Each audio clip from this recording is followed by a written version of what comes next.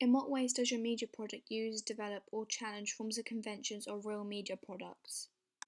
My group and I had the initial idea of using a female killer to be our main protagonist. We believed that we would be challenging the normal conventions of males stereotypically being the main killer in successful films, as well as challenging these conventions by using a female victim instead of a male, as usually in female killer films the victim is most likely a male. Many of the most well-known killers in films are men. For example, Freddy Krueger is the main antagonist of the Nightmare on Elm Street film series. He appeared as a burnt serial killer who used glove armed with razors to kill his victims in their dreams, causing their deaths in the real world as well. Also, Hannibal Lecter, a psychopath known as Buffalo Bill, was kidnapping and murdering young women across the Midwest. A young FBI cadet is sent to prison to interview a demented and manipulative killer, Hannibal Lecter, to receive his help on catching another serial killer who skins his victims in the film, Silence of the Lambs. As well as another popular film, a family heads to an isolated hotel for the winter, where an evil and spiritual presence influences the father, Jack Torrance, into violence, while his psychic son, who has some clairvoyance and telepathy powers, discovers that the hotel is haunted, and that the spirits are slowly driving Jack crazy in the film, The Shining.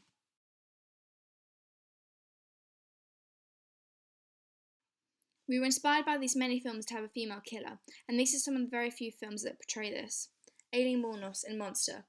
This is about a prostitute who kills a client in self-defense after being sexually assaulted, and soon enough stops being a prostitute and becomes a murderer and goes on a full-time killing spree. Jennifer Spencer in Sudden Impact, a female who seeks revenge after being raped, as well as Carrie White in Carrie. A young, abused, timid 17-year-old girl discovers she has telekinesis and gets pushed to the limit on the night of her school's prom by a humiliating prank, and from that point on seeks deathly revenge. Common themes of female killers in film have usually been abused or experienced a trauma in the past, although this is quite the opposite with our main character, because she only kills people because she somewhat enjoys it.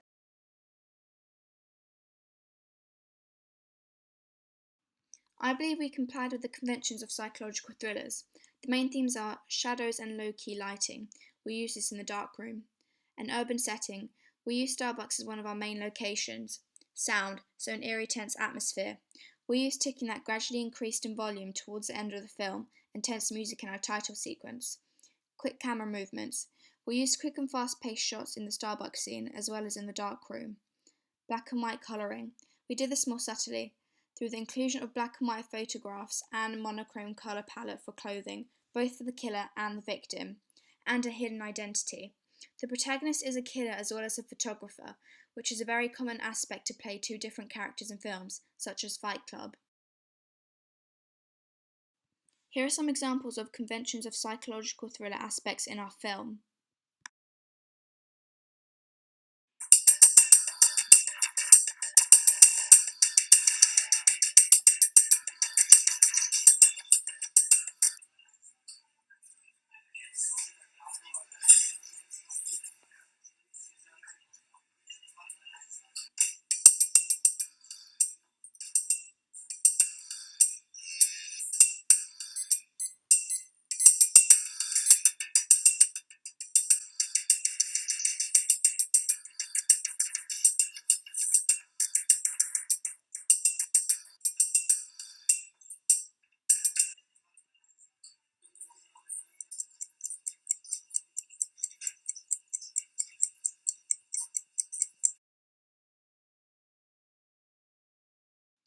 We were heavily inspired by David Fincher's film Seven, ranging from the sound to the mise en scene, which help us compile the psychological thriller themes that we wanted to portray in our film.